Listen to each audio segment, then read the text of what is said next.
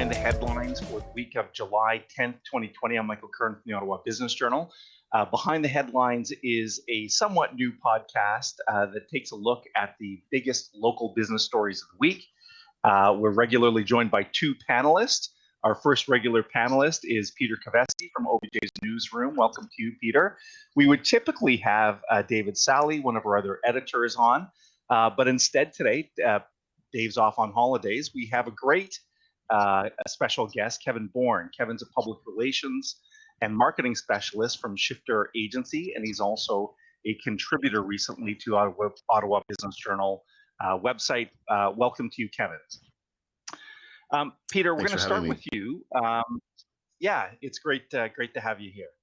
Peter, we're going to start with you with one of the biggest, I'd say, ongoing economic stories in Ottawa, and that involves the local housing market, which is seemingly on fire. What's the big update for this week? So we got new home sale figures for the month of June, and this one actually caught us a little bit by surprise. The housing market has come roaring back in April and May amidst the COVID-19 pandemic. We're seeing, sales falling by roughly half. What we saw last month, that's surprising, is that sales are roughly on par with where they were in 2019. Then the explanation for that or the theory, I should say, is that buyers and sellers have just adjusted to the new reality that they become accustomed to the physical distancing requirements. One trend that's been, part of the Ottawa housing market for, more than a year is just this rapid price appreciation. We're generally seeing, prices rising between 10 and 15% year over year, and that's continuing.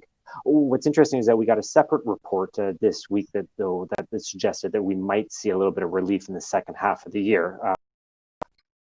Royal LePage, and it was suggesting that buyers tend to jump back into the housing market sooner than sellers. So again, as everyone does adjust to the new reality, we might start to see a little bit of relief as more homes start to come onto the market, and those big price appreciations moderate a little bit. Before we bring Kevin in, Peter, I want to get an update on another story we reported on this week, and that involves a local life sciences company called Spartan Bioscience. They got a lot of attention earlier on in the pandemic. In fact, it was probably one of the big success stories possibly, and then they had a bit of a trip up with some swabs that are used in their testing queue. But Spartan Bioscience was back this week with a deal when it struck a deal with Air Canada. Tell us about that. So Air Canada is looking at how best it can use Spartan's COVID-19 rapid testing. This is a test that can assess a patient in roughly half an hour. How best it can use that testing kit for passengers as well as airline staff. So to me, this is really significant for two reasons. One, as you mentioned, Spartan did hit a little bit of a bump in the rollout of its COVID-19 tests earlier this year. So this is a big show of confidence in the Ottawa company. What really excites me, though, is the potential for the airline industry. If Air Canada and other airlines can really sort of, ensure that no one aboard an airplane has COVID-19, that could go a long way towards restoring passenger confidence and really get people flying again. Absolutely, Peter. Kevin, thanks for your patience as we just got a couple updates on some big news stories. I want to bring you into the conversation right now. Thanks so much for being with us, by the way.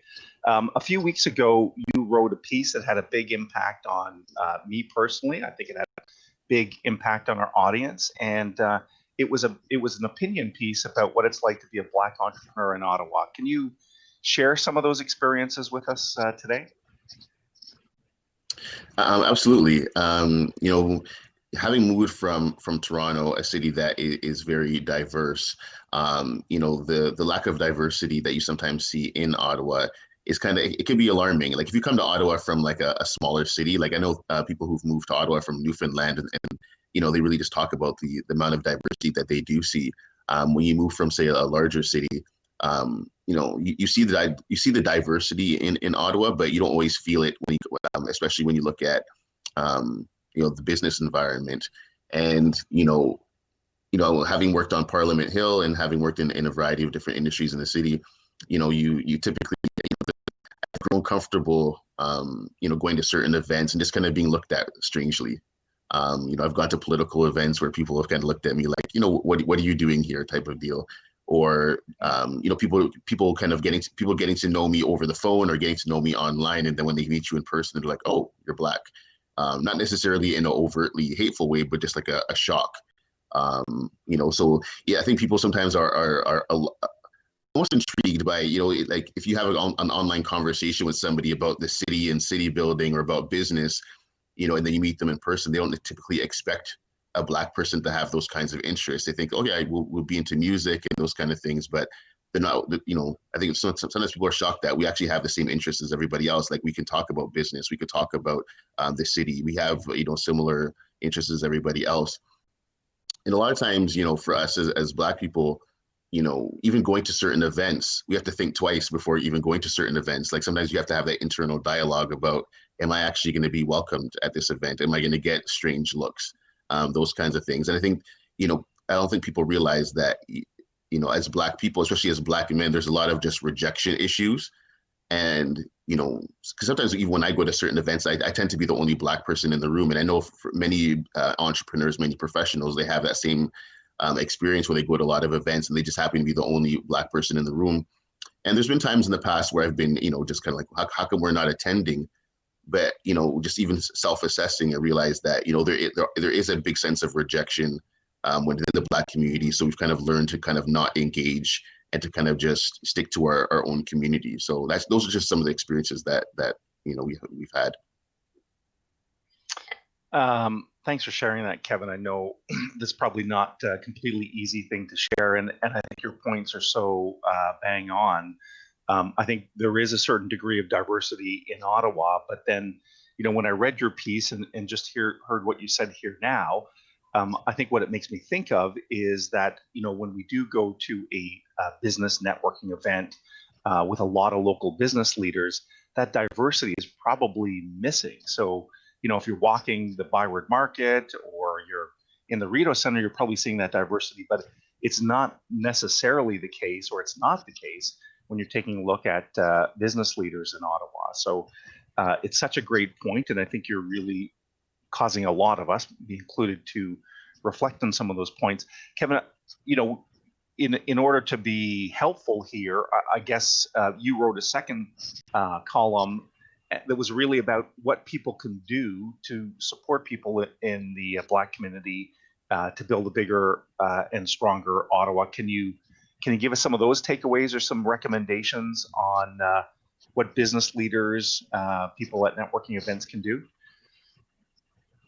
The first thing is just really understanding that there are a lot of causes in the city that need help and that need support. And in the article, I talked about Black Boys Code, which is the Ottawa chapter of a larger organization that just teaches young Black boys how to code.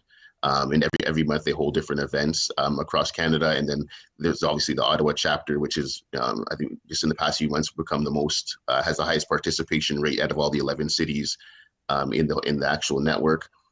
There's just a variety of causes, whether it's a Black Boys Code that actually is engaged in the tech space, or even outside of tech. There's just a lot of community initiatives that just could use, whether it's financial help or just use like the presence of some of these companies. In the article I talked about one of the local tech firms that hosted a meet and greet with a hip hop artist at the Boys and Girls Club that kind of brought together business, community and arts and culture. So there's things like that. There's still making a statement. There's still organizations that are coming out with statements affirming their stance when it comes to diversity. I know a lot of companies are hesitant to do that because it means accountability. It means that 2 years down, someone can come back and say, "Hey, you guys said you were going to do this." I think still making a statement is absolutely essential. And I think also just looking at representation when it comes to at the management level as well as at the governance level. And that's not just an Ottawa problem. That's a problem when you look across Canada. If you look at some of the biggest and most influential companies in Canada, there really is a lack of diversity when it comes to women, when it comes to people of color. And so I think just looking at how do we integrate these individuals into a leadership position, whether it's in management or governance, I think that also goes a long way. Not just because they're Black, but because they're good at what they do. And I think that's the key conversation here. It's like it's not a charity thing. It's not let's do it because not just because it's a good thing to do, but because people are qualified and they're able to do the job. And I think at the end of the day, I think people just want a level playing field. And I think that's the anything that kind of helps to level the playing field when it comes to Black people and people of color. I think organizations should take a look at those things. Especially on the governance or board issues, I think there's been significant academic research that demonstrate that diversity in boards actually makes them stronger. So there might be an altruistic motive, as you just indicated, of having more diverse board, but fundamentally, I think you're also getting better board governance and better board decisions. So, there's multiple reasons to push forward on this. Kevin, we don't want this issue to start dying away. So we want to keep on engaging with you.